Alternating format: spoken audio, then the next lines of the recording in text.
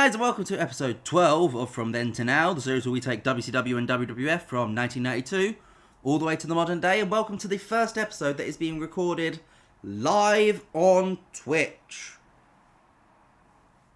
I mean, it hasn't made the blindest bit of difference so far, but we are live on Twitch if you want to join in for future episodes. The link to the Twitch will be in the description down below. Come along. It's the Phantom TEW. Bit of fun. I look forward to it. We're going to be doing more of these from now on to try and have a bit of fun with this save, I guess. But we've got a big card here. Gene Okerlund's going to run it down for you. We've got a tag team title match as Legion of Doom take on Natural Disasters. We've got Haku versus Sergeant Slaughter. And in the main event, the Horsemen take on the Hart Family. Gets a 70 rating. And on the pre-show, we're in the Mid-South, so bring the Von Erichs together. Kerry and Lance. Kerry picks up the win, tapping up Costello with the Iron Claw.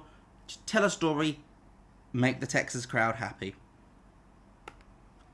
And we open the main show with the tag team title match, in which the Natural Disasters defeat the Legion of Doom when Earthquake pins Hawk with the splash after Ted DiBiase accidentally hits Animal with the belt. He was trying to cost Natural Disasters, ended up hitting Animal. We have new tag team title champions. Gets a 61 rating. Both teams have chemistry bonuses, which is great. We've got a storyline boost. Hopefully that takes us to our 5.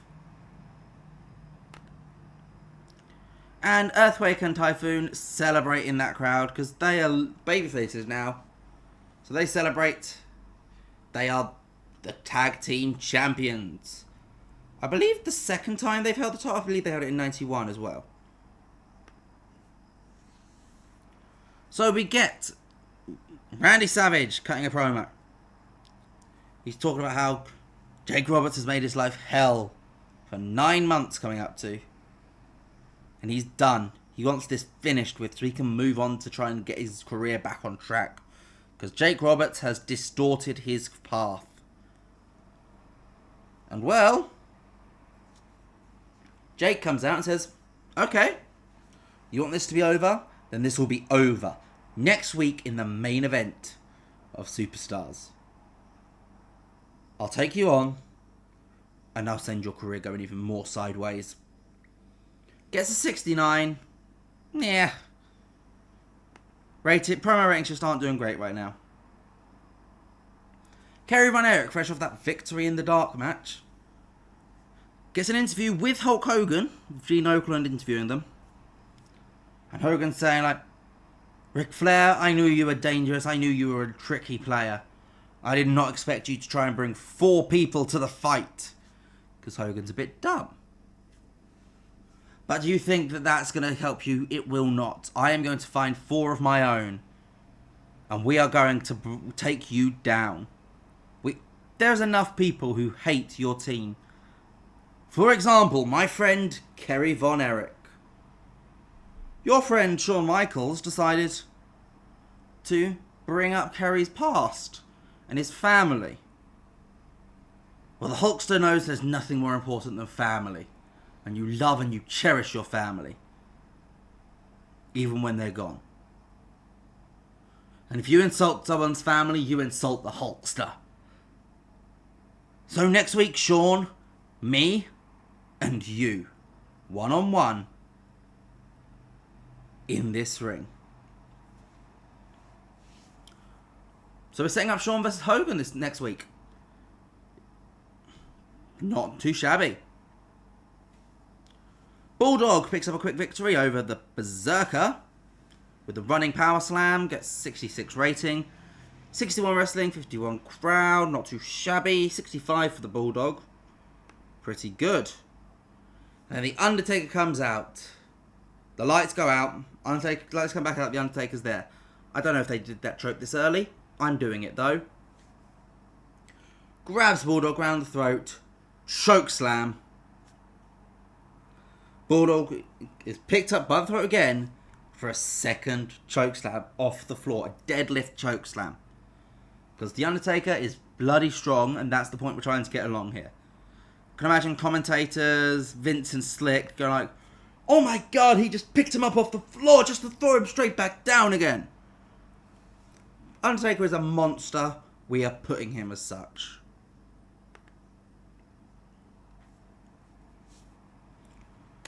Roddy Piper's backstage with the Beverly Brothers and the Genius. And the Genius is a bit like, Roddy, you interfered in our match last week. You didn't even win us the match, so we're a little annoyed at you. And Piper's like, look, you guys don't like the New Foundation. I don't like Bret Hart. That's a pretty good. That's a pretty good reason for us to work together. Because they're a family. You know. They're a family. Wrestling isn't just about family, though. We've got a mutual bond. Hatred. Because there is nothing more powerful than love. Except for hatred. Gets a 63 rating. We get a quick setup for the main event, because obviously Perfect can't actually wrestle at the moment. He's the Four Horsemen, but he can't wrestle, so we're bringing in a substitute horseman, Tully Blanchard, because Tully Blanchard, if you saw the stream, you'd know this, so you come along to the stream, guys, you learn all this information. Tully approached me asking to work this show, which where we came up with this idea. 75 rating. Slaughter defeats Haku with the Cobra Clutch after the Barbarian runs in and attacks Haku, because we're turning the Barbarian face. You know, kind of face, kind of just different heel, taking him away from Fujigun. Because obviously, Barbarians had terrible chemistry with Mr. Fuji. So we're leaning into it. We had Slaughter getting in Fuji's ear getting in Barbarian's ear last week. And it turns out it worked. Barbarian attacks Haku in the finish to get the Cobra Clutch. Haku's going solo, and so is the Barbarian. The Mounties cutting a promo with a video of last week's match with Crush going in the background, but it's edited, so the match does not show the count-out finish. The Mountie just says, and the referee just decided to end the match. Like the gutless coward he was. I knew Crush wouldn't be able to handle being in the ring with the Mountie. He needed the referee to bail him out, and that is not how we do things in Canada. We don't bail people out, we stand and fight. Crush, you coward. I will face you again at Saturday night's main event. Of course, the irony being, the Mountie's the one who got counted out. And your main event gets a 72.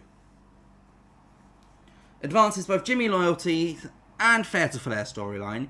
Gains heats on Jimmy Loyalties, which is exactly what I need, because that's the closest one to that fifth one.